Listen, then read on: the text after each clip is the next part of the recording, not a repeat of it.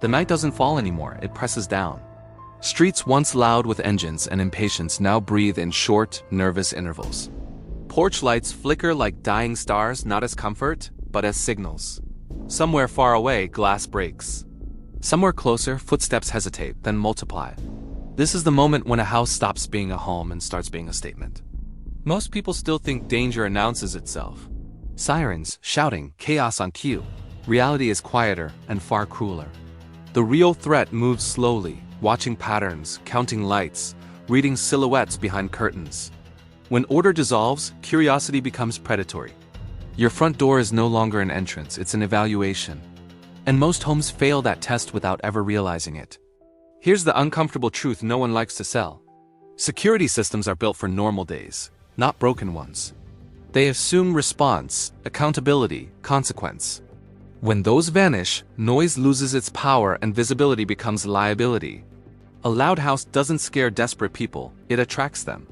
Attention is currency now, and you don't want to be rich in it. The first mistake happens before anything happens.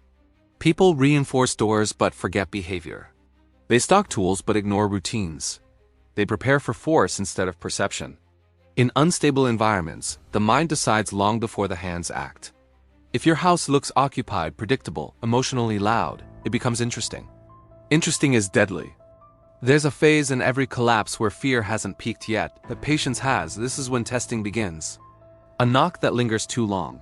A figure standing just outside the light. A harmless excuse delivered with rehearsed calm. These are not random.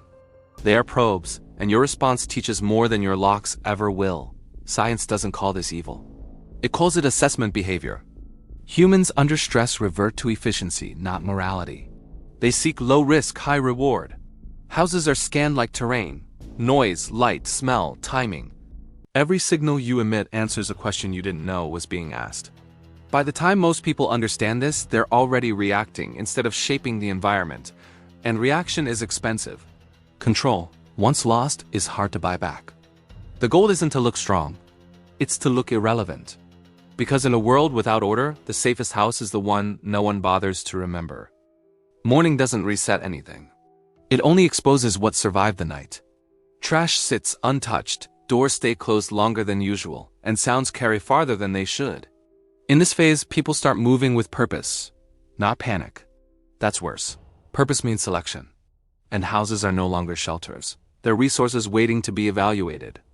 This is where most homeowners make their second fatal error, fortification without discipline. They add barriers but keep habits. Same lights, same schedules, same visible life behind thin walls. Predictability is comfort for you, but it's a blueprint for someone else. Patterns are easier to break than doors. Silence becomes a tool here, not an absence. A TV left on all night is a beacon. So is constant lighting, constant movement, constant proof that something inside is worth protecting. The goal isn't to look empty, it's to look uncertain. Uncertainty forces effort, and effort drives predators elsewhere.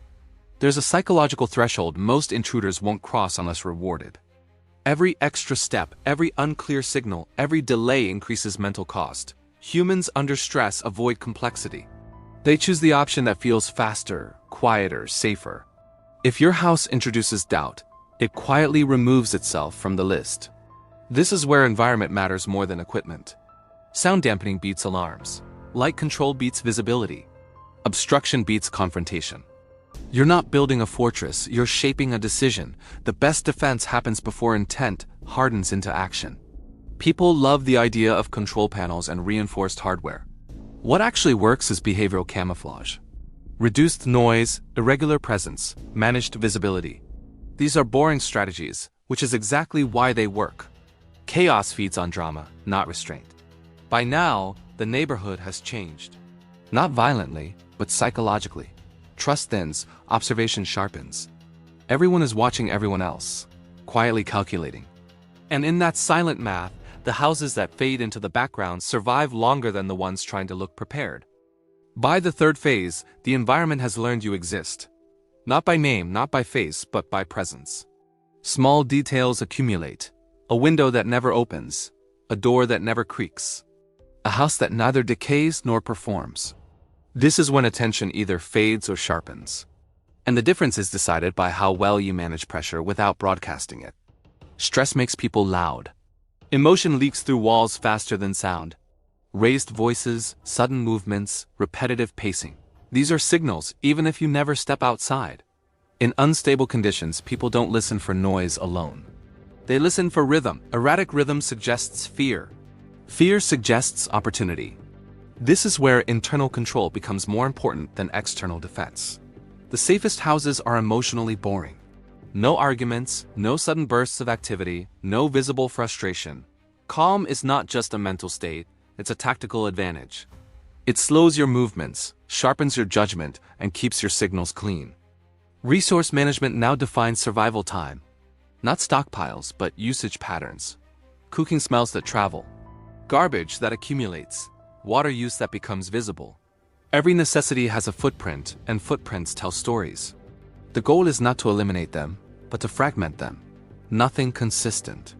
Nothing obvious. Nothing generous. There's also a shift in human behavior at this stage that most people misunderstand.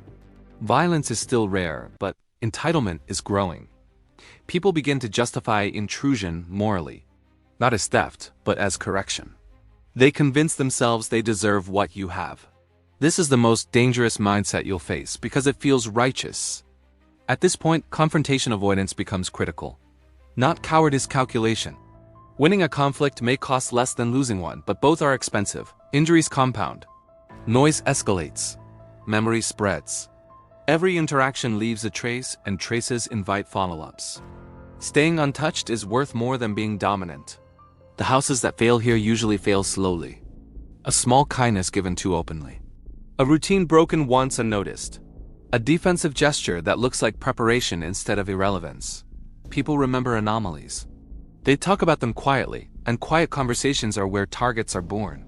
By now, your house should feel like a question mark, not an answer. Not abandoned, not occupied, not worth the energy to solve. Because in prolonged breakdowns, danger doesn't rush. It circles. And the longer it circles without certainty, the more likely it is to move on in search of something easier to understand. At the final stage, stability becomes an illusion you maintain deliberately. Not because things are safe, but because panic is contagious and visibility is fatal. This is where most people break discipline. They relax too soon, signal relief, resume habits that belong to a world that no longer exists.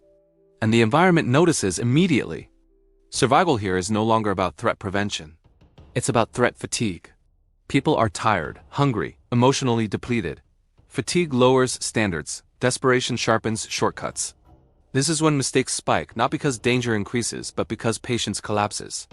Your job is to outlast that collapse without becoming a solution to someone else's problem. The houses that endure are the ones that never evolve into symbols. Not safe havens, not strongholds, not community centers. Just structures that exist without narrative. No stories attached. No rumors. No emotional weight. In unstable systems, meaning attracts attention, and attention always demands payment. This is also where restraint becomes your strongest weapon, knowing when not to act, when not to respond, when not to correct assumptions. Silence at this point is no longer passive. It's active misdirection.